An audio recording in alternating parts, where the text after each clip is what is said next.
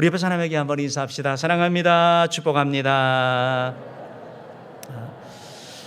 반갑습니다. 반갑습니다. 우리 지난주 말씀 암송이 있거든요. 말씀 암송이 있는데 제가 뭐 했다 안 했다 했다 안 했다 하지만 여러분 주보에 있으니까 여러분은 꼭 하십시오. 그래서 한 주 동안 암송하시고 또 읽어 나가시고 묵상하고 하시면 좋겠습니다. 그리고 하반기에 우리가 이걸 갖고 우리 암송대회를 하려고 하니까 미리 잘 준비하시면 좋겠습니다. 우리 같이 한번 지난주 거 한번 읽어봅시다. 시작. 복음에는 하나님의 의가 나타나서 믿음으로 믿음에 이르게 하나니 기록된 바 오직 의인은 믿음으로 말미암아 살리라 함과 같으니라. 로마서 1장 17절 말씀. 아멘. 우리의 구원은 믿음으로 말미암아 주어지는 것입니다. 이신칭의의 귀한 복음의 말씀입니다. 오늘 우리에게 주시는 말씀은 고린도후서 12장 9절 말씀입니다. 읽어봅시다. 시작.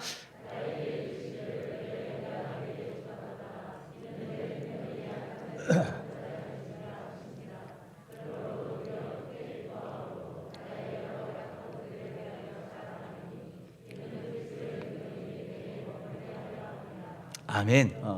고린도후서 12장 9절 말씀, 사도 바울의 고백이죠. 사도 바울의 고백이죠. 육신의 문제 때문에, 가시 때문에 하나님께 기도했는데 하나님께서 내 은혜가 내게 족하다라는 거예요. 그래서 그 약함 때문에 하나님을 더 의지하고 하나님 앞에 쓰임받는 사도 바울의 그런 고백입니다. 이번 주도 이렇게 말씀 묵상하시고 또 읽어나가기를 바랍니다.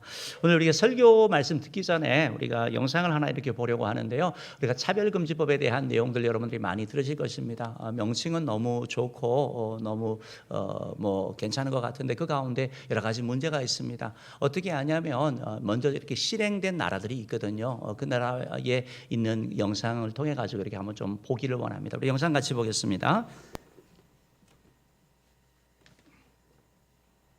미국 LA 한인타운에서 트랜스젠더의 공중 목욕탕 여탕 출입 문제. 미국 LA에서 트랜스젠더 손님이 여탕에 들어갔다 쫓겨난 사건. 미국 로스앤젤레스 한인타운의 한국식 찜질방에서 트랜스젠더의 여탕 출입 문제를 놓고 LA 한인타운의 한 유명 찜질방에서 한 남성이 알몸으로 여탕에 들어가는 일이 발생해 한바탕 소동이 벌어졌습니다. 여탕에 들어간 이유가 트랜스젠더였기 때문이라는데요. 일부 업소들은 성소수계 차별을 엄격하게 금지하는 법 때문에 사실상 이 같은 일을 막기가 힘들다는 입장이지만 공공에게 끼치는 피해가 더 크다는 의견이 만만치 않습니다.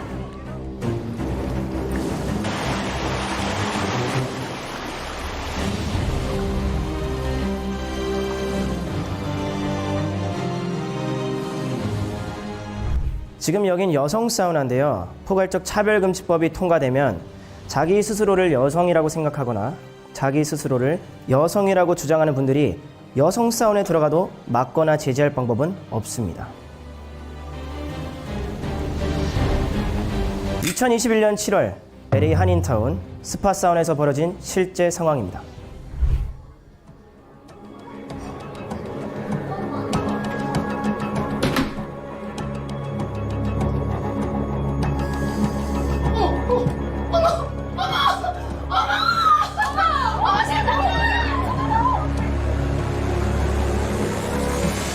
It's okay for a man to go into the women's section. He's a man.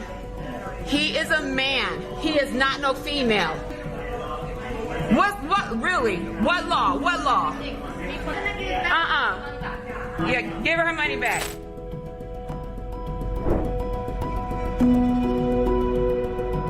He has a okay? He has is hanging out. Okay, no, I'm not one. Actually, I'm a woman who knows how to stand up and speak up for my right. 여기 차장 어딨어? 사장 나오라 그래.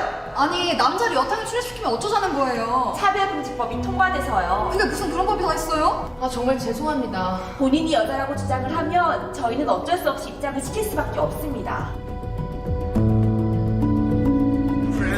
No, he's not a transgender. He has a just like he's a man with a. He is a man. I don't care. So men can just say, "I'm a woman today, and I want to come in." I work here. We're letting you know. You cannot discriminate against gender identity. Okay, look. 나는 여성이다 이러고 들어갔다는데 그 애들도 있고 어른들도 있고 엄마들이 질색팔색할 수밖에 없죠. 왜냐하면 쫄딱 벗었는데 그 몸이 벌써 우리하고 다르잖아요. 그건 안 된다고 보는데요.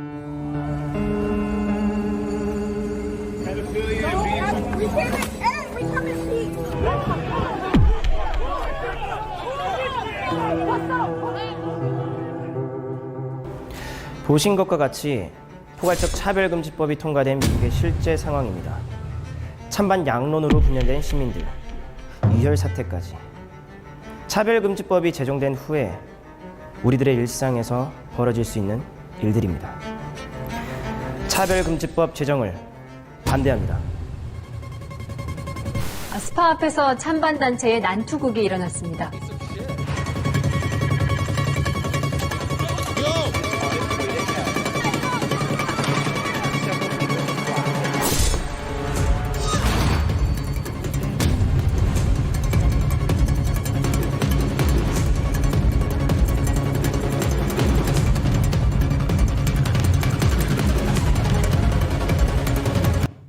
예, 뭐 이런 내용인데 아마 뉴스도 보신 분들 계실 거예요. 어떤 외국의 여자 감옥에서 여자들이 gat혀 있는데 임신이 된 거예요. 어떻게 됐냐 했더니 저런 트랜스젠더가 들어가서 그 가운데서 임신이 된 이런 사건이 있었습니다. 그래서 뭐 알게 되면 우리가 더 신경을 쓸 수밖에 없고 그냥 평등이라는 그 이름 자체가 너무 차별금지라는 이름은 너무 좋지만 그 가운데 있는 내용도 우리가 좀 보면서 또 기도해 나가고 또 관심을 가져주시면 더 좋겠습니다.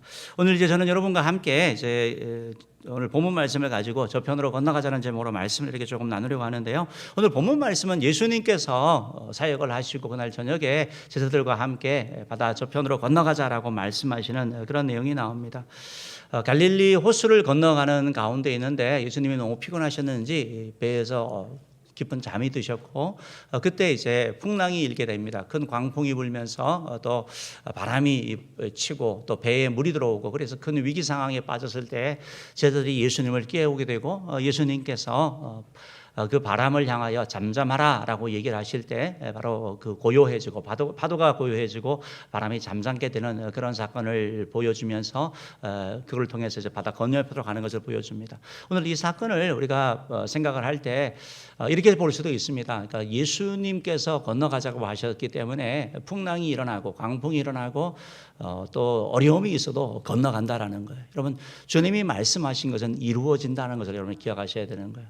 이것이 저는 제일 큰 메시지라고 생각을 합니다. 오늘 뭐 광풍이 일어나고 시련이 있고 어려움이 있고 그게 중요한 게 아니고 주님께서 가자라고 하셨으면 그대로 되어진다라는 거예요. 그러면 오늘 이 사건을 이렇게 보면서 이 사건을 보면서 제자들이 오늘 이 사건을 겪고 나서 우리들에게 신앙적인 조언을 한다고 한다면 우리 인생에도 크고 작은 그런 광풍이 부를 것이고 어려움이 있을 것인데 이런 경험을 한 제자들이 우리들에게 권면을 한다면 어떤 권면을 할 수 있을까요? 건너간다고 했을 때 우리가 주의해야 될 것, 우리가 좀 신경 써야 될 그런 세 가지를 살펴보려고 합니다. 첫 번째로 우리가 광풍을 만나도 건너가기에 광풍에 당황하지 말라고 얘기할 것 같습니다. 제자들이 큰 광풍을 만나서 너무 당황스럽고 너무 혼란스러웠는데 그러나 주님께서 건너가자라고 하셨기 때문에 건너가게 되는 것입니다. 그렇기 때문에 큰 광풍을 만난다 하더라도 광풍을 만난 것에 대해서 당황하지 않는 것, 강풍 때문에 왜 나에게 이런 일이 있느냐라고 하면서 그 광풍에 함몰되지 않는 것, 이것이 첫 번째 주는 그런 교훈인 것 같습니다. 여러분 우리 인생은 우리가 원하든 원치 않든 어려움과 역경을 만나게 되어 있습니다. 그런데 문제는 그런 어려움과 역경이 왔을 때, 광풍이 왔을 때 어떻게 대하느냐라는 우리의 자세인 것입니다. 여러분 우리 인생에 희로애락이 다 있습니다. 늘 좋은 날만 있는 것이 아닙니다. 흐린 날도 있고 폭풍우가 치는 날이 있습니다. 봄, 여름, 가을, 겨울이 있는 것처럼 우리 인생에는 때로는 광풍이 불 수도 있고 맑은 햇빛이 있는 그런 날도 있다라는 것입니다. 오늘 이 말씀을 이렇게 보면서 기억할 것은 우리 인생에도 그런 날이 올 수 있기 때문에 광풍이 온다 하더라도 때로는 겨울이 온다 하더라도 때로는 무더운 여름이 온다 하더라도 당황하지 않는 것, 이것이 첫 번째 교훈입니다. 오늘 성경 35절 말씀은 이렇게 시작하는데요. 한번 읽어봅시다. 시작. 그날 저물 때 제자들에게 이르시되 우리가 저편으로 건너가자 하시니. 여러분 오늘 예수님께서 제안을 하셨어요. 제자들이 예수님 우리 저 건너편으로 갑시다라고 얘기한 게 아니고 예수님께서 날이 저물었을 때 야 우리가 저 건너편으로 가자라고 말씀하신 거예요. 제자들은 예수님의 말씀에 순종했습니다. 그거밖에 없어요. 36절 말씀 읽어볼게요. 그들이 무리를 떠나 예수를 배에 계신 그대로 모시고 가매 다른 배들도 함께 하더니 여러분 제자들만 간 게 아니고 오늘 성경 보니까 36절 말씀 보니까 배에 예수님이 같이 계셨습니다. 즉 예수님을 모시고 예수님과 함께 떠나는 그러한 여정이었습니다. 그렇기 때문에 제자들은 아마 많은 기대를 했을 것 같습니다. 예수님과 함께 가니까 뭐 좋은 일도 있을 것이고 또 뭐 기쁜 일이 있지 않을까 생각을 했는데 그때 갑자기 큰 광풍이 불게 되는 것을 보게 됩니다. 광풍이 불므로 말미암아 물결이 배에 부딪히게 되고 배가 요동하기 시작하고 물이 참으로 말미암아 배가 가라앉아가는 그런 상황 가운데 있습니다. 오늘 성경 37절이 이것을 말씀하고 있는데요. 한번 읽어봅시다. 시작. 큰 광풍이 일어나며 물결이 배에 부딪혀 들어와 배에 가득하게 되었더라. 예, 오늘 성경은 이 광풍이 큰 광풍이라고 말씀하고 있습니다. 여러분 우리가 잘 아는 것처럼 예수님의 제자들 가운데는 적지 않은 수가 갈릴리 어부 출신입니다. 그렇기 때문에 웬만한 풍랑은 다 이겨낼 수 있는 사람들입니다. 그런데 여기서의 큰 광풍, 메가톤급의 아주 강력한 광풍, 그리하여 그들의 힘으로 도저히 감당할 수 없는 광풍이 불었다고 성경은 말씀하고 있는 것입니다. 여러분 우리가 인생을 살면서 우리의 힘으로 감당할 수 없는 정말 큰 강풍이 올 때가 있거든요. 내가 아는 인맥을 다 동원하고 지식을 동원하고 내가 가진 능력을 다 동원해도 해결하지 못하는 어쩔 수 없는 인간의 힘으로 어쩔 수 없는 그런 광풍이 우리 가운데도 불어올 시다라는 것입니다. 또한 이 광풍은 예측된 광풍이 아닙니다. 갑자기 불어오는 그런 광풍인 것이죠. 여러분 광풍의 특징이 갑자기 불어온다라는 거예요. 미리 알면 안 가죠. 그런데 갑자기 불어오게 되는 것이죠. 한번 지도를 이렇게 보시면 좀 더 이해하기가 쉬운데요. 우리 PPT 한번 보면 갈릴리 호수가 이렇게 나와 있죠. 갈릴리 호수를 이렇게 보시면 되어져 있는데요. 이 사진도 좋고 그 전 사진이 더 낫겠습니다. 이렇게 보시면 되겠는데 이 갈릴리 호수인데요. 이제 성경을 이렇게 보면 마테마가, 누가, 요한 뭐 이런 복음 가운데서 이제 앞에 부분 공간 복음에서는 갈릴리 호수라고 하고 요한 복음 같은 경우는 갈릴리 바다라고 표현하고 그래서 여기를 바다라고 하기도 하고 호수라기도 합니다. 그러나 정확하게는 호수죠. 그러나 이걸 왜 바다라고 하냐면 그 크기가 광대하기 때문에 그렇다라는 거예요. 사람들에 의하면 이 갈릴리 호수의 남북의 길이가 21km예요. 그리고 동서의 길이가 12km라고 얘기를 하고 있습니다. 그러니까 엄청난 그러한 크기의 호수입니다. 그리고 그 지역에서 제일 큰 호수이기 때문에 이것을 마치 바다라고 표현하는 것이고, 또한 호수는 잔잔하잖아요. 잔잔한데 이게 바다의 특성을 가지는 것입니다. 이 갈릴리 호수는 그 지면보다 약 200m 아래에 있다라고 이렇게 표현을 하고 있고요. 또한 앞에서 보시는 것처럼, 사진에 보는 것처럼 앞에 헬몬산이라고 아주 높은 산이 있습니다. 그래서 저 산에서는 여러분 사진에서 보는 것처럼 저렇게 눈이 덮여 있는 것입니다. 그러니까 저 산에서는 이 찬 공기가 나오게 되고 이 호수에 따뜻한 공기가 두 개가 부딪히게 되면 가끔 이렇게 돌풍이 일어난다고 합니다. 그러니까 바다에처럼 크기도 하고 또 바다의 그런 특성을 가지기 때문에 사람들이 이것을 갈릴리 호수, 때로는 갈릴리 바다라고 이렇게 부르는 것이죠. 오늘 성경에 바로 이러한 것들 때문에 갑자기, 이런 특성 때문에 오늘 갑자기 이런 큰 광풍이 부른 것을 보게 된다라는 것입니다. 그런데 여러분 우리가 좀 생각해 볼 것은 이 광풍이, 큰 광풍을 사진 내리셔도 되고요. 큰 광풍을 이렇게 보게 되는데 이 광풍을 이렇게 보면서 우리가 좀 생각해 볼 것이 있습니다. 오늘 이 광풍은 오늘 성경 말씀에 하니까 예수님의 말씀에 예수님이 가사 그리셨는데 생긴 광풍이에요. 예수님의 말씀에 불순종해서 생긴 광풍이 아니에요. 예수님이 하지 말라고 한 일을 해서 생긴 광풍이 아니고 예수님이 가자, 건너가자 하셔서 그 말씀에 그대로 순종했더니 생긴 광풍이라는 거예요. 또 하나 특징이 뭐냐면 예수님이 함께 계시다라는 거예요. 아니 주님과 함께 있는데 어떻게 보면 우리의 신앙적으로 주님의 말씀에 순종해 나가고 하나님의 말씀대로 살아가고 몸부림치고 영적으로도 주님과 함께 있다고 느낄 만큼 친밀하고 기도 생활, 모든 생활에 있어서 너무 은혜가 충만한데 그 사람 가운데 광풍이 왔다고 오늘 성경은 말씀하고 있다는 것입니다. 그렇기 때문에 우리가 기억할 것은 뭐냐면 여러분, 광풍은요 죄인에게만 오는 게 아니에요. 광풍은 믿지 않는 자에게만 오는 것이 아니라는 것을 여러분이 꼭 기억하셔야 되는 거예요. 우리가 광풍이나 어려움이나 뭐 이런 환난이나 이런 것이 오게 되면 그거 뭐 예수 잘 안 믿어서 여러분 그 생각을 내려놓으실 필요가 있다는 것입니다. 나에게도 올 수 있다는 생각을 하셔야 되는 거예요. 우리 신약 성경에도 보면 예수님 당시에도 사람들이 장애인이 태어나면 도대체 누구 죄 때문이냐? 아버지 죄 때문이냐, 조상 죄 때문이냐, 이 사람 자신의 죄 때문이냐. 근데 예수님은 뭐라고 그러셨어요? 하나님의 영광을 위하였다라고 말씀하고 있거든요. 때로는 죄로 말미암아 생기기도 하지만 그렇지 않은 부분도 있을 수 있다는 생각을 여러분이 하셔야 되는 것이고, 그러므로 말미암아 광풍이 올 수 있다는 생각을 여러분이 하셔야 되는 거예요. 예수님께서도 우리들에게 신앙인의 삶을 살면서 너희들이 나를 믿고 나의 제자가 되면 너희 인생에는 광풍이 없을 거다, 환란이 없을 거다라고 절대 말씀하지 않으셨습니다.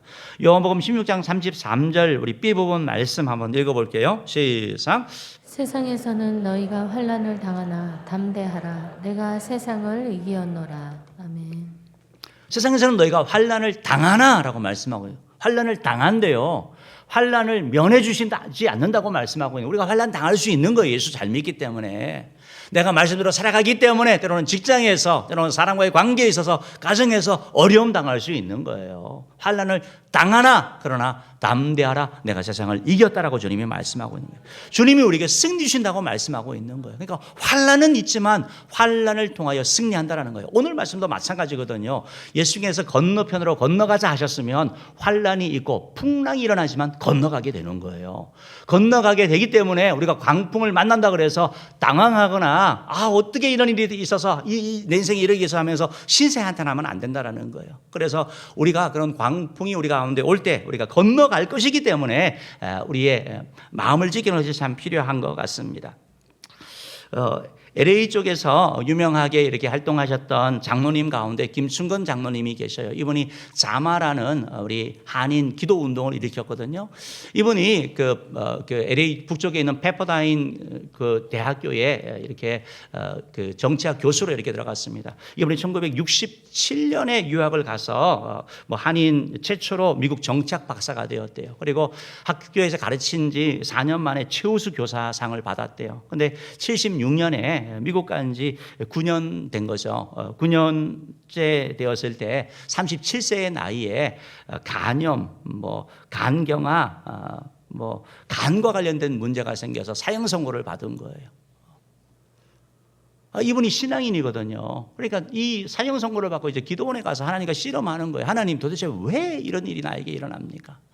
내가 하나님 교회 봉사 열심히 했잖아요. 하나님 잘 섬겼잖아요. 유학 가가지고 어려운 형편 가운데 열심히 공부해가지고 지금 교수도 되었고 좋은 영향력도 행사하고 최우수 교수도 뽑혔는데 왜 내 삶 가운데 이런 일이 일어납니까? 하나님 왜 나입니까? Why me? Why me? 왜 나입니까? 하나님께 계속 씨름을 하는 거예요. 그때 하나님이 그 장로님에게 들려주신 음성이 Why not? Why not? 왜 너는 아니야? 깨달은 거예요. 그러니까 광풍이 나에게 왔다, 시련이 나에게 왔다, 여기에 포커스를 뒀는데 그게 아니고 광풍이 왔으니까, 나에게 왔으니까 당황하지 않고 헤쳐나가기를 결심하고 우리 하나님께 회개하고 헌신하고 그리고 나서 기도 운동을 일으키면서 귀하게 이렇게 쓰임 받은 것을 보게 되는 것입니다. 사랑하는 성도 여러분, 주님께서도 우리에게 환란에 대한 말씀을 하고 있는 거예요. 환란이 우리 가운데 있다고 말씀하고 있어요. 야고보서 1장 2절 말씀 보면 주님께서 이렇게 말씀합니다. 읽어볼게요. 시작. 네 형제들아, 너희가 여러 가지 시험을 당하거든 온전히 기쁘게 여기라. 너희가 여러 가지 시험을 당하거든, 온갖 종류 시험이 우리 가운데, 광풍이 부는 거예요. 멀쩡하던 가정이 어려움을 당하는 거예요. 부부관계가 그렇게 좋았는데 갑자기 이상해져 버리는 거예요. 한순간에. 자녀가 말 잘 들었는데 갑자기 그냥 속 썩이는 아이가 되는 거예요. 몸이 엄청 건강해서 내가 건강한 자신이 있다고 했는데 어느 순간 건강으로 주저앉는 거예요. 내가 돈은 정말 평생 쓰고도 남을 만큼 돈이 있다고 했는데 갑자기 경제적인 이런 돌풍이 찾아오는 거죠. 우리 인생에 이런 것이 오더라도 오늘 성경은 이런 일이 당할 수 있다라고 말씀하고 있는 거죠. 당할 수 있다라고. 오늘 성경은 여러분 우리에게 큰 광풍이라고 말씀하고 있어요. 작은 광풍은 우리가 이겨낼 수 있어요. 그런데 우리 힘으로 해결하지 못하는 이런 광풍이 우리 가운데 온다라는 거예요.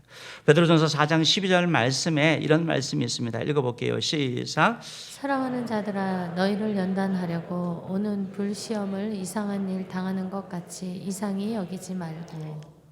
여러분, 큰 광풍, 불시험, 그냥 내가 이겨나가기 너무 힘든 거예요. 그러니까 이런 일이 오더라도 이상히 여기지 말라. 광풍이 불더라도 건너가게 되는 거예요. 광풍이 불더라도 시험이 있더라도 우리가 승리하게 되는 거예요. 그러니까 그 광풍 자체에 시험 자체에 어려움 자체에 마음을 뺏기지 말고 당황하지 말라고 주님이 말씀하고 계시는 것이죠. 어제 우리 베베 권사님들과 함께 지난번 와서 오후 예배 때 또 이렇게 한 가정을 하셨던 하기선 우리 사모님 만나고 왔었거든요. 그 사모님의 삶을 이렇게 보면 광풍의 삶이잖아요. 이 폐결핵으로 말미암아 호흡이 잘 안 되고 우리는 마스크 쓰는 게 얼마나 힘듭니까? 근데 그분은 마스크 한 장이 아니라 10장을 쓰는 것 같은 이런 호흡이 안 되니까 그런 상황 가운데 살아가지만 사모님은 맑죠.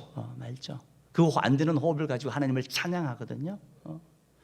사랑하는 성도 여러분, 나에게 없는 거, 나에게 뺏긴 게 아니라 나의 있는 걸 가지고 우리가 하나님 앞에 나아가기를 주님으로 축복합니다.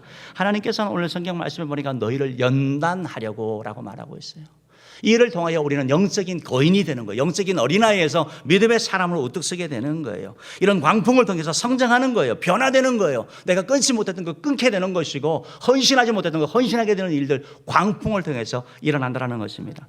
사랑하는 성도 여러분, 큰 광풍을 만나도 건너가기 때문에 광풍에 당황하지 않는 저 여러분들 되기를 주님으로 축복합니다. 두 번째로 오늘 제자들이 우리에게 교훈을 한다면 이런 교훈을 할 것 같습니다. 큰 광풍을 만나도 건너가는 거니까 이거 이겨나갈 것이니까 말 조심해라. 그럼 사람은 조금 힘들면 그냥 별 얘기가 다 나오는 것 같아요. 마치 영원히 안 볼 것처럼 막 얘기하기도 해요. 원망하고 막 탓하고 막 그래요. 여러분 광풍이 그런 거거든요. 광풍이. 여러분 제자들도 비슷한 것 같습니다. 광풍이 이렇게 몰아쳤을 때 제자들이 어떻게 행동을 합니까? 우리 성경 말씀 38절 말씀 한번 읽어봅시다. 38절 읽어볼게요. 시작. 예수께서는 고물에서 베개를 베고 주무시더니. 예수님이 주무시고 계시는 거예요. 지금 광풍이 일어나는데. 여러분 이 말씀이 여러분 이해가 되세요? 아니 처음에 저물러가지고 저녁이니까 피곤하셔서 그땐 주무실 수 있죠. 근데 지금 고물 배 뒤편에서 베개를 베고 주무시고 계시는 거예요. 지금 막 광풍이 불어서 배가 막 요동치고 난리예요, 난리. 제자들도 막 물을 퍼내고 막 배에 물이 들어오고 막 난리 상황이라고요, 지금요. 그런 상황 가운데 예수님이 주무신다. 어떻게 주무시고 계시죠? 사람들 가운데 그런 사람이 있더라고요. 눕기만 하면 그냥 바로 코를 골아요. 그리고 업고 가도 모른다 이런 사람이 있어요. 아마 예수님이 그런 분이었을까요? 그렇게 생각하지 않습니다. 만약에 예수님이 그런 분이었으면 여러분 제자들이 예수님을 깨우잖아요. 깨웠을 때 예수님이 뭐라 그랬어요? 아이고 미안하다. 내가 너희들만 고생시켰네.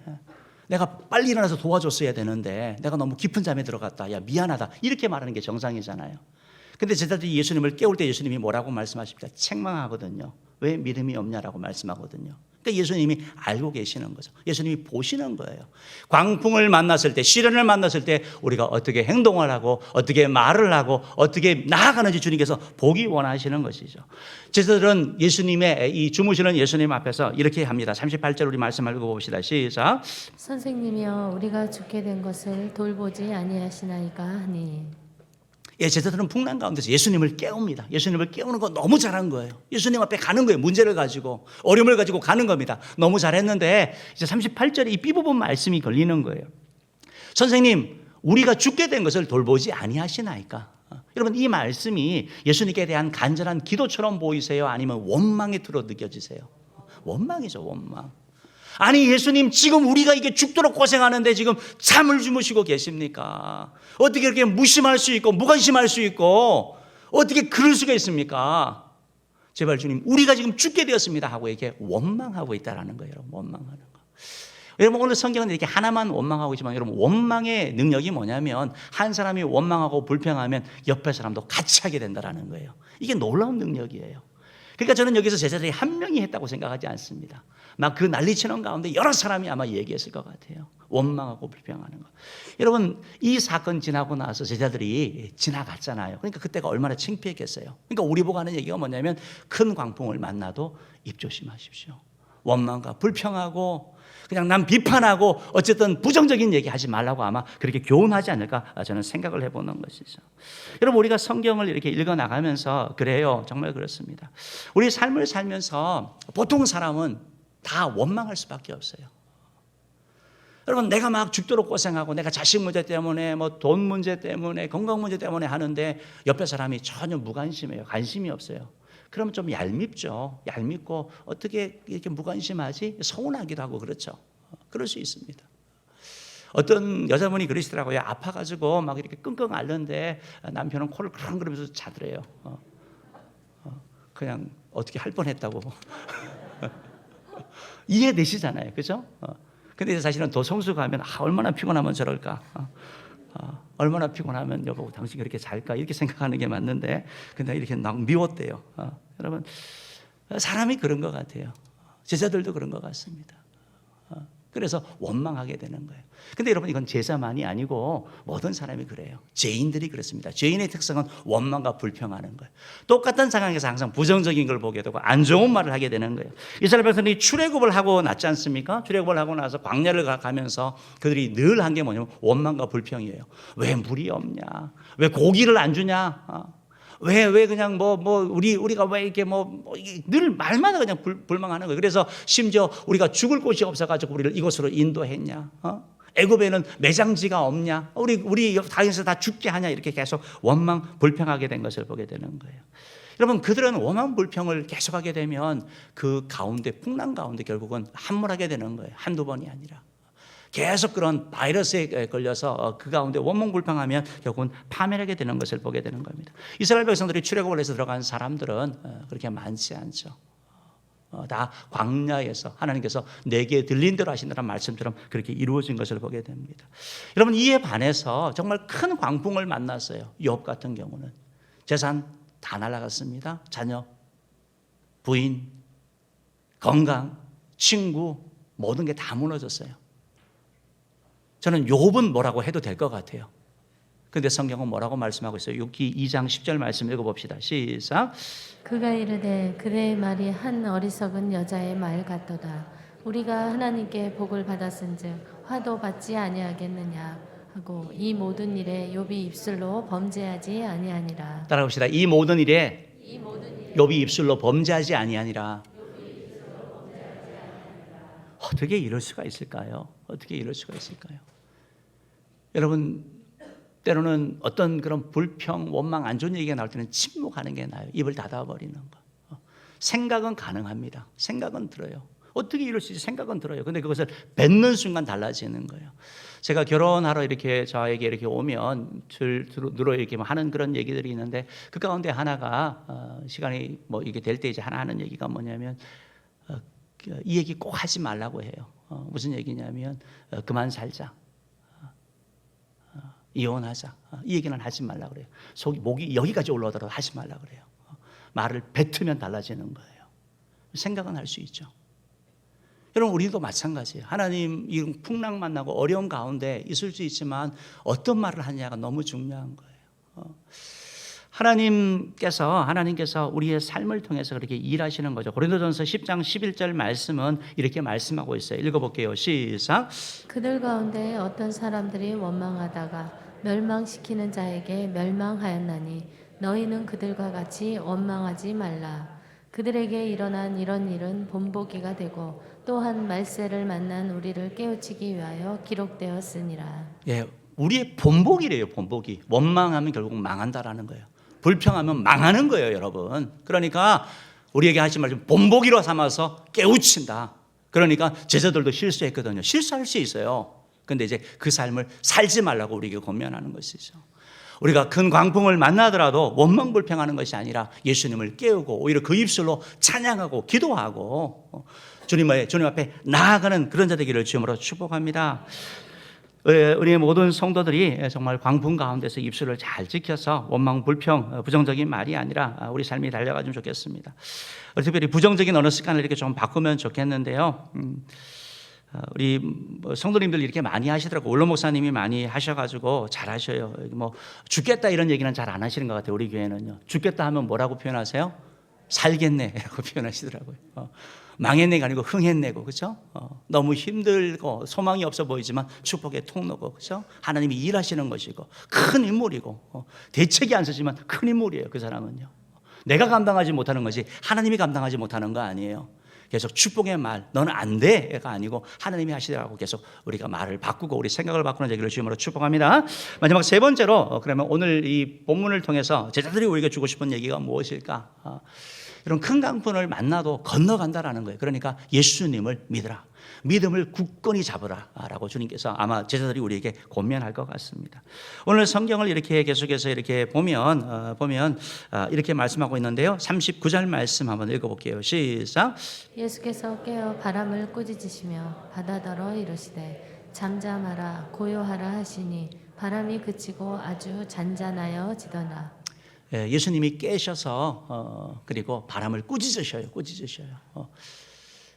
그리고 받아들어서 잠잠하라 고요하라 이렇게 하셔요. 그러자 바람이 그치고 잠잠하게 되었어요.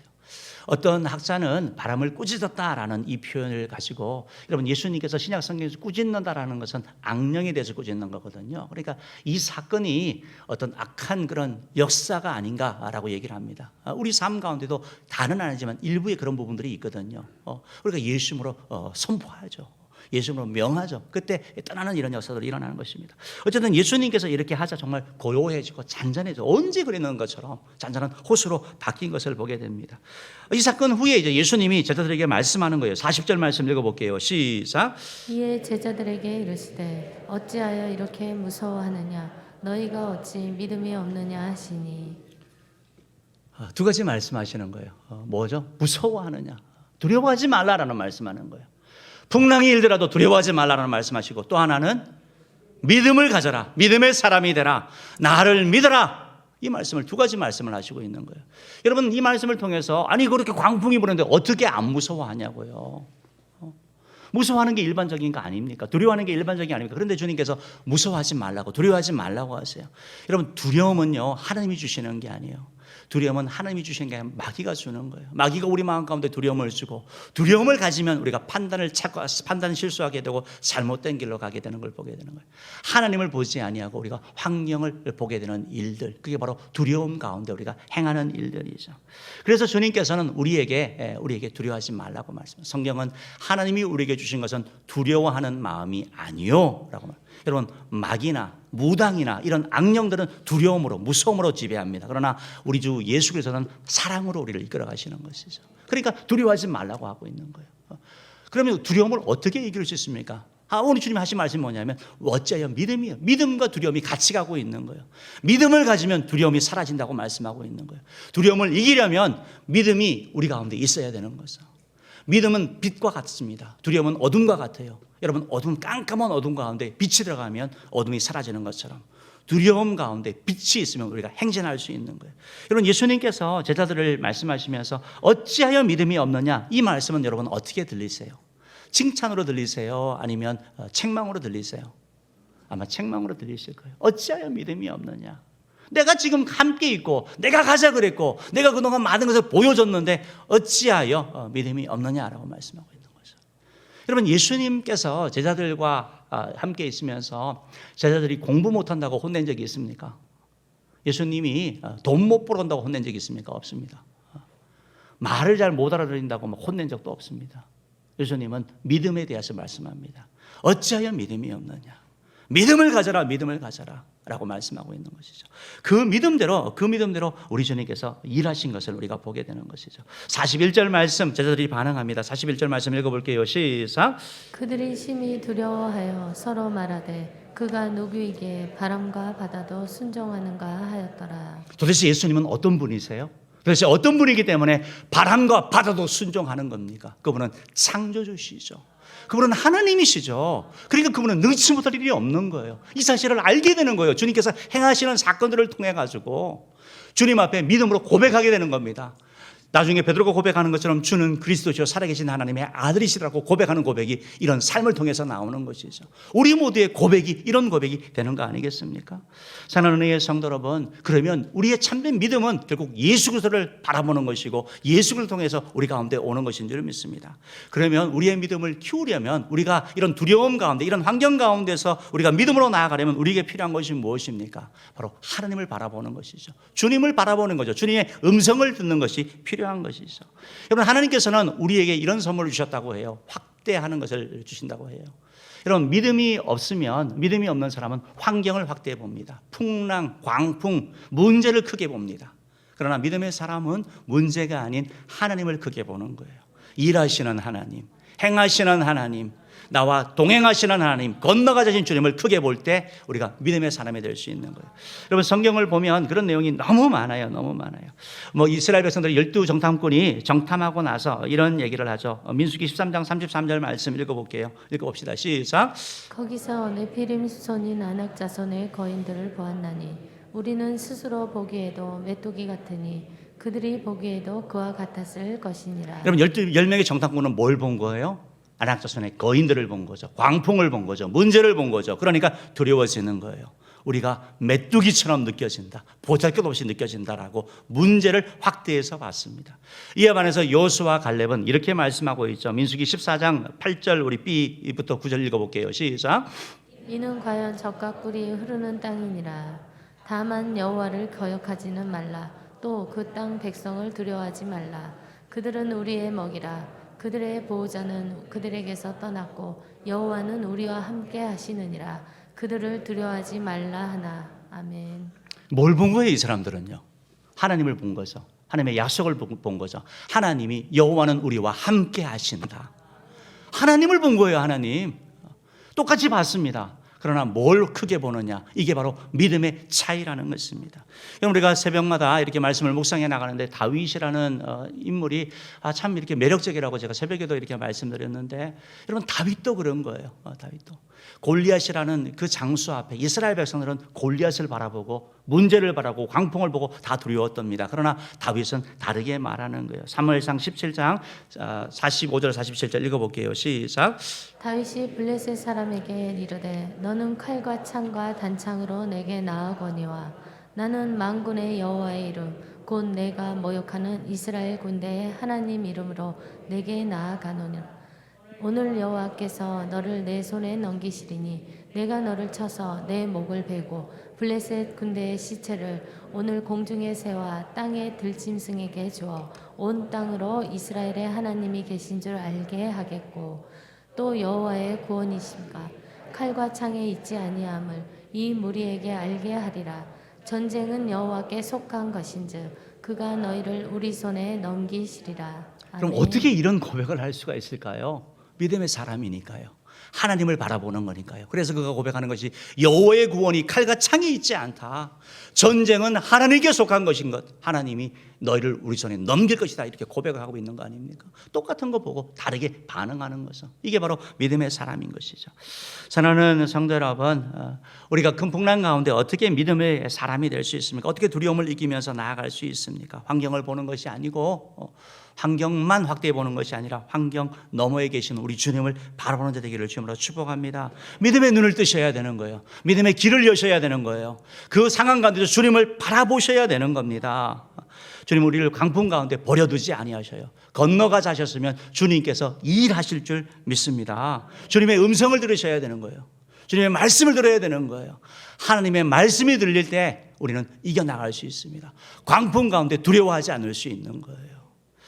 이사야 43장 1절 2절 말씀 읽어보겠습니다. 같이 읽어볼게요. 너는 야곱아 너를 창조하신 여호와께서 지금 말씀하시느니라. 너를 지으신 이가 말씀하시니라. 너는 두려워하지 말라. 내가 너를 구속하였고 내가 너를 지명하여 불렀나니 너는 내 것이라. 내가 물 가운데 지날 때에 내가 너와 함께 할 것이라. 강을 건널 때에 물이 너를 침몰하지 못할 것이며 내가 불 가운데로 지날 때에 타지도 아니할 것이요 불꽃이 너를 사라지도 못하리니. 사랑하는 성도 여러분, 이런 음성이 주님께 들린다면, 광풍 가운데 들린다면 우리는 담대할 수 있는 것입니다. 두려움이 아닌 평안을 누릴 수 있을 것입니다. 사랑하는 성도 여러분, 제자들이 우리에게 권면하는 거예요. 큰 광풍을 만났을 때 그때는 바로 주님을 바라볼 때고 주님을 믿을 때고 주님을 의지할 때고 주님의 역사를 체험할 때라는 것입니다. 저와 여러분 모두가 정말 믿음의 사람 되기를 원합니다. 여러분, 예수님이 제자들에게 믿음이 없다라고 하셨잖아요. 여러분, 정말 제자가 믿음이 없었어요? 믿음이 없으면 어떻게 예수의 제자가 되는 거예요? 어떻게 버리고 따라가겠냐고요? 오늘 저와 여러분도 마찬가지, 우리가 믿음이 있기 때문에 주님 앞에 나와 예배하는 거예요. 그런데 환란이 일어났을 때, 큰 풍파가 일어났을 때, 어려움 앞에서 그때 필요한 것이 바로 참된 믿음인 것이죠. 우리 주님을 믿고 나가는 자들을 주님으로 축복합니다. 영상 하나 보고 설교를 마치겠는데요. 사진 하나 잠깐 좀 보여주시면 좋겠는데요. 저분 여러분 잘 아시죠? 지선아 사랑해라는 책을 쓴 이지선 교수예요. 지금 한동대학교에서 교수로 사역하고 있는데 여러분이 보시다시피 얼굴이 저렇게 화상을 다 입었어요. 2000년 7월 달 이화여대 4학년 때 도서관에서 공부를 하고 오빠랑 함께 집으로 가는 길에 술 취한 음주차에 의해서 교통사고가 납니다. 7주 정도 사고가 나서 차가 불타고 그래서 전신이 화상을 입게 되고 3도 이상이 55%의 화상을 입었다고 얘기를 해요. 살지 못한다고 했는데 살아났어요. 그 이후에 계속 재활 수술을 계속합니다. 수술을 하고 저 자매가 자기의 얼굴을 보지 못하는 거예요. 너무 스스로 보기에도 너무 괴로운 것이죠. 그러면서 자기 얼굴을 보면서 자기가 선택할 수 있는 것은 두 가지였대요. 하나는 옥상에 올라가든지 아니면 하나님을 바라보는 것. 이 자매는 하나님을 바라보기로 결단합니다. 그리고 하나님께 기도하는 거죠. 하나님 나를 살리셨으면 하나님이 뭔가 하시고자 하는 일이 있는 거 아닙니까? 알려달라고 하는데 하나님이 침묵하시는 거예요. 답답하죠. 고통스럽고. 그런 가운데서 어떤 목사님을 통하여 이 자매가 이런 기도를 듣게 되는 거예요. 사랑하는 딸아라는 기도를 듣게 되는 거예요. 그래서 그 음성이 하나님의 음성으로 들리는 거예요. 나는 내 모습이 너무 흉측하고 너무 싫은데 하나님은 이런 나를 사랑하시는구나. 그 사랑에 감격하는 거예요.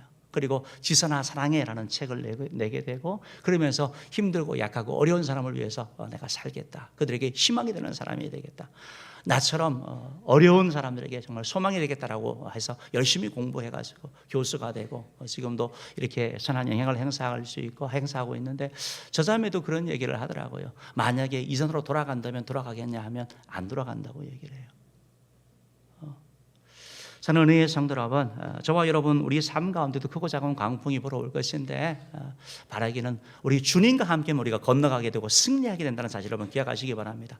우리는 승리하게 되는 것입니다. 이겨나갈 것입니다. 그렇기 때문에 광풍 앞에서 너무 당황하거나 두려워하지 마시고 또 말을 함부로 하지 마시고 후회할 얘기하지 마시고 정말 믿음의 사람으로 주님을 바라봄으로 말미암아 주의 영광 돌리는 우리 모두 되기를 주님으로 축복합니다. 제가 기도하겠습니다.